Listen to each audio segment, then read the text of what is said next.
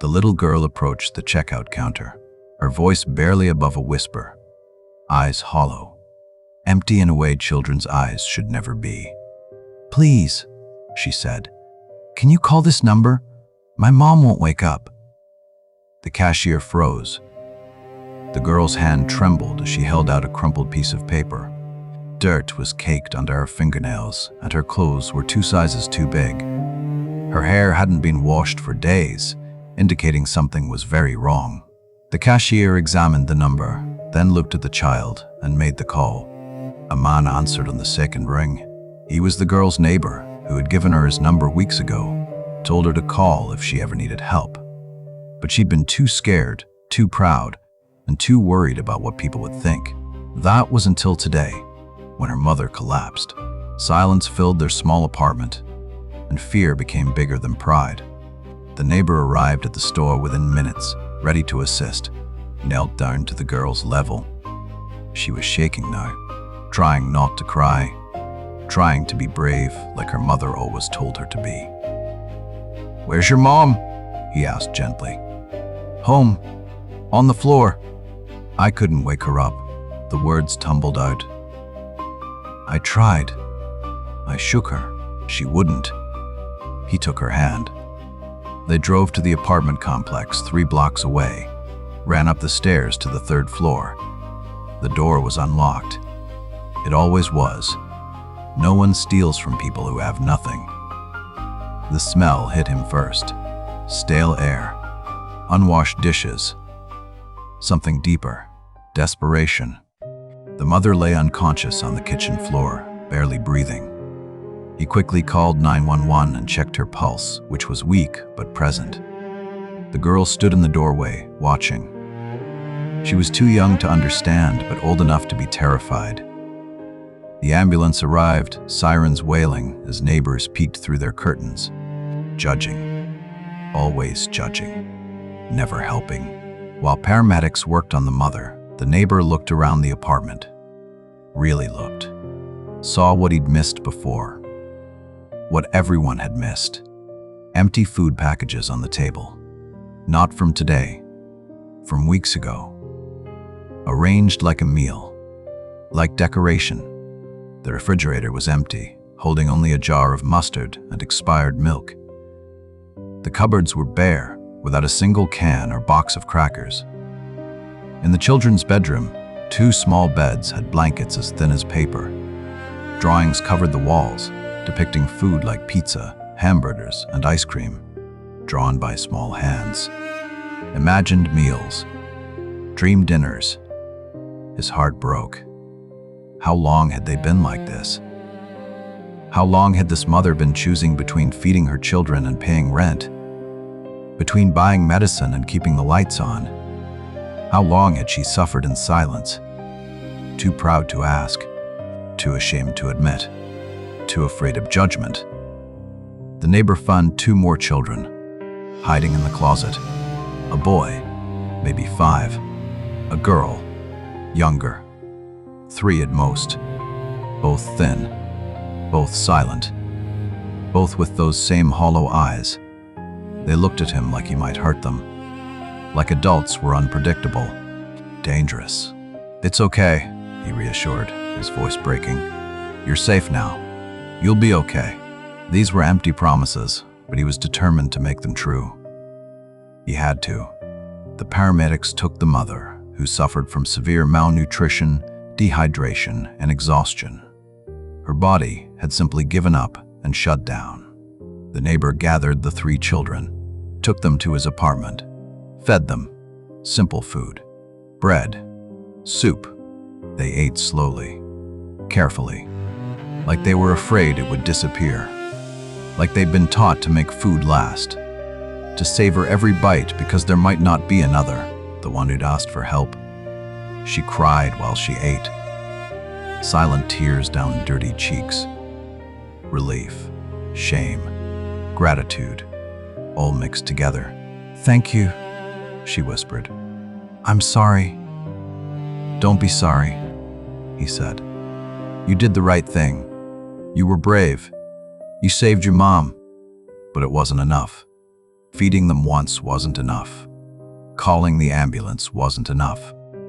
This family needed more, needed ongoing help, needed a community, so he made more calls to neighbors, to the local church, to community organizations, to anyone who would listen. He told them the story. About the children. The apartment was empty, with drawings of food covering the walls. The mother had collapsed from trying to keep her family alive with nothing. The response was immediate and overwhelming. People arrived, bringing groceries to fill the empty cupboards and stock the refrigerator, leaving bags of rice, beans, and pasta. Enough food for months. Someone brought clothes. Clean. The right sizes. Warm coats for winter. Shoes that fit. Someone else brought toys. Books. Crayons. Things children should have. Things that make childhood bearable. The church set up a fund. For rent. For utilities. For emergencies. So this mother would never have to choose again. Between feeding her children and keeping a roof over their heads, a local business owner offered the mother a job. When she recovered, flexible hours, understanding boss, a chance to rebuild. The neighbor coordinated it all, made sure nothing fell through cracks, made sure this family stayed visible, stayed supported. The mother woke up in the hospital 2 days later, confused, terrified. Where were her children? Were they okay? Had they eaten? The neighbor brought them to see her. Clean, fed, smiling. The youngest one clutched a new stuffed bear. The boy wore a superhero shirt. The oldest girl held her mother's hand. "What happened?" the mother whispered, voice hoarse, eyes filling. "Your daughter saved you," he said. "She was brave. She asked for help." The mother looked at her little girl, the one she'd tried so hard to protect, to provide for, to keep from knowing how bad things really were. "I'm sorry, baby," she said. "I'm so sorry." "Don't be sorry, Mommy," the girl said. "We have food now, and people helped us. Lots of people," the mother cried then. Deep sobs, relief, shame, gratitude, all at once. "I didn't want anyone to know," she said. "Didn't want to be a burden. Didn't want people to judge, to think I was a bad mother." "You're not a bad mother," the neighbor said firmly. "You're a mother who needed help. There's a difference. And now you have it. You're not alone anymore." Over the following weeks, the transformation was remarkable. The mother recovered, gained weight, got stronger, started the new job. The children bloomed. The hollow look left their eyes, replaced by something else. Light, hope, childhood. They drew new pictures, not of imagined food, but of real things. Their family, their home, people who helped them, a community that caught them when they fell. The apartment changed too. No longer empty, no longer cold, filled with life, with possibility, with second chances. The neighbor checked on them regularly, not because he had to, because he wanted to. Because that's what neighbors do, what communities do, what people do when they see suffering and choose not to look away. One day, months later, the oldest girl came to his door. She held something in her hands, a drawing of him, standing with her family. Big smile on his face. "Thank you," she said, "for listening, for helping, for everything." He hung it on his refrigerator, a reminder that one person can make a difference, that paying attention matters, that helping doesn't end with a single action. It's a chain, one link connecting to another, building something stronger than any individual could create alone. This family had been invisible, suffering in silence, right next door, for months. No one knew, No one saw. No one asked if they were okay. Because people don't ask. They assume. They judge. They turn away. But one little girl found the courage to speak, to ask for help, to trust that someone might care. And someone did. One person, who then mobilized dozens, who turned individual kindness into collective action, who proved that communities still exist, still care, still show up. The mother later admitted she'd been too proud to seek help, too afraid of appearing weak or inadequate. She believed the lie that asking for help was shameful and that struggling equaled failure. She thought good mothers should suffer in silence rather than confess they were overwhelmed and drowning. But enduring suffering in silence doesn't make you strong. It renders you invisible. Invisible people can't receive help, can't be saved, and can't be seen. Her daughter's courage ultimately saved them all. It was a single small voice, a whispered plea, and a moment of bravery that was bigger than fear itself. That was all it took to change everything forever. Now here's the question, the one that matters. How many families are suffering right now? Right next to you, in your building, on your street, in your community. How many mothers are choosing between food and rent, between medicine and electricity, between feeding their children and keeping them housed? How many children are drawing pictures of food they can't have, going to bed hungry, staying silent because they've learned that asking for help brings shame?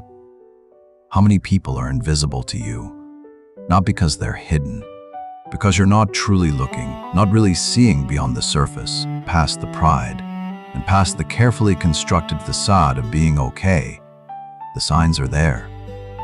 If you pay attention and care enough to notice, you'll see the quiet neighbor who never has guests, the coworker who always declines lunch invitations, the child who's too thin, too quiet, too grateful for small kindnesses. They're all around you, suffering in silence, waiting for someone to see, to care, to help. You could be that someone, that one person who changes everything, who starts the chain, who mobilizes the community, who transforms invisible suffering into visible support. It doesn't take much, just attention, just compassion, just the willingness to ask if someone's okay, and mean it, and wait for the real answer. Not the automatic fine, not the polite smile, but the truth underneath, the struggle, the pain, the need. And when someone finally trusts you enough to tell the truth, to ask for help, to show you their suffering, don't turn away, don't judge, don't make them regret their courage. Help them, really help them. Not with a one-time gift, with sustained support and community mobilization, we can provide the kind of help that truly changes lives. Help isn't just a single action. It's not merely one meal, one donation, or one moment of charity. It's a commitment, a continuous chain of care, where a community decides that no one should suffer alone, that invisible people will be seen, that silent voices will be heard. That little girl taught us all something about courage, about asking for help, about trusting that someone might care. Now it's our turn to be worthy of that trust, to be the person who listens, who sees, who helps, to be the neighbor who makes a difference, the community that catches people when they fall, the chain of care that holds strong. Look around you. Really look. Someone needs you. Right now. Today. This moment. Will you see them? Will you hear them? Will you help? The answer to that question changes everything.